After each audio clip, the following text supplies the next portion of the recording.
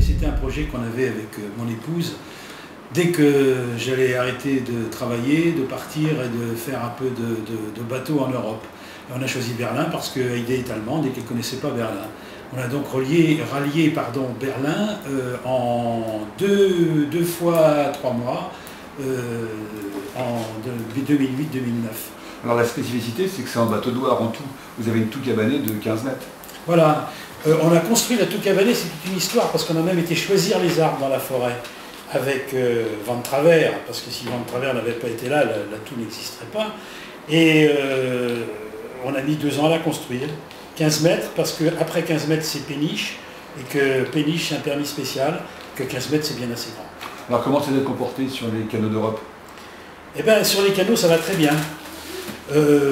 On a fait la première année le grand canal d'Alsace. Bon, le grand canal d'Alsace, c'est pas le Rhin, c'est le Rhin canalisé, mais c'est pas le Rhin sauvage qu'on a rencontré. Tout de suite après Nancy, quand on a descendu la Moselle, c'était merveilleux. La Moselle, il faut la faire de préférence en automne, parce que les vignes sont à ce moment-là apparaissent de toutes leurs belles couleurs. Mais bon, on l'a fait en avril-mai, c'était bien. Mais alors, dès qu'on est arrivé à Koblenz, le Rhin, c'est... Industriel, on va dire. C'est plus que oui, c'est industriel, mais avec une navigation qu'on n'imagine pas. C'est l'autoroute. C'est des convois de 200 mètres qui descendent, qui se croisent et qui génèrent des vagues importantes. Et pour un bateau en bois, ben, c'est pas l'idéal. Donc on a quand même eu quelques frayeurs, mais tout s'est bien passé et on a descendu le Rhin sur 200 km entre Koblenz et Duisbourg. Une toux de Loire, c'est une attraction en fait. Ah oui, la toux en bois, plus on s'éloignait, plus les gens posaient des questions. C'était un véritable vecteur de communication parce que d'abord la forme du bateau, c'est quand même pas évident, il n'y en a pas beaucoup non plus en Loire, hein. Il y en a peut-être une cinquantaine, donc les gens spontanément venaient demander d'où l'on venait. On avait beau avoir le drapeau français, ils ne s'imaginaient pas que ce bateau pouvait naviguer aussi loin. Alors combien de kilomètres En tout. En tout. Écoutez, quand on est arrivé à Potsdam, parce qu'on n'a pas voulu aller jusqu'à Berlin avec la toux, on avait fait à peu près 1500 km. À 10 km/h? Oui, sauf sur les fleuves où on peut aller un peu plus vite, comme on est bien motorisé. Sur les fleuves, en descendant le courant, on pouvait faire 20 km à l'heure. Mais en général, sur les canaux, c'est 10 à l'heure, donc le temps ne compte plus, quoi. Parce qu'une toux de Loire est faite pour passer des écluses?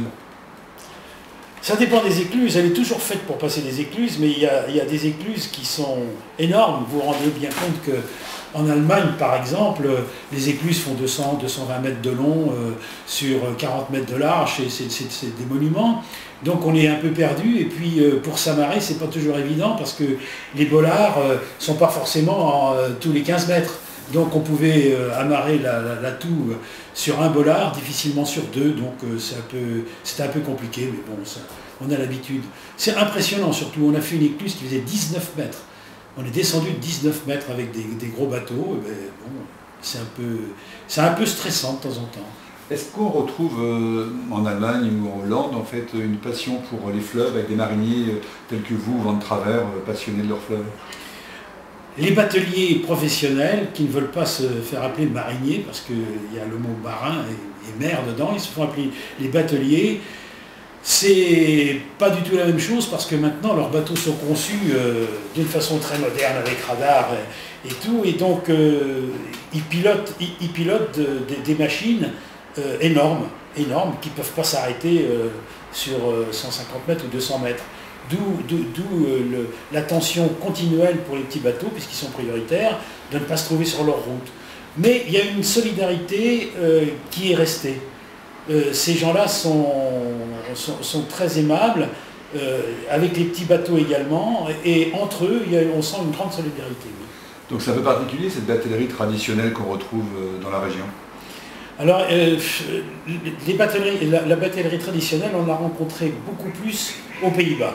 Comme on ne voulait pas revenir par le Rhin, on a pris l'option de revenir par les Pays-Bas et on est monté jusqu'à Groningen et on a descendu de Groningen à Maastricht. Et là, on a vu de vieux gréements et des gréements qui, mais un peu plus grands que 15 mètres, c'est des péniches, mais qui ont été restaurés et qui naviguent et qui sont habitées, certaines, pendant toute l'année. Et le prochain voyage? Elle était contente de retrouver la Loire. Parce que quand on est revenu en France, les canaux n'ont plus la même dimension.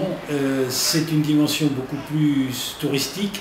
D'ailleurs, il y a beaucoup de Hollandais, beaucoup d'Anglais, beaucoup de Belges et d'Allemands qui naviguent chez nous parce que la navigation s'arrête traditionnellement à 19 h, on peut s'arrêter où on veut, on n'est pas obligé de s'arrêter dans un port. Et la Loire, c'est encore mieux parce que sur la Loire, pour la naviguer avec un bateau, il faut avoir l'habitude. Et alors là, on est chez nous. On est chez nous et puis c'est sauvage. Le classement de la Loire sauvage au patrimoine mondial de l'UNESCO, c'est pas usurpé parce que quand on aime la Loire, vous avez bien compris que je suis un fou de Loire, amoureux de la Loire, on peut difficilement s'en passer.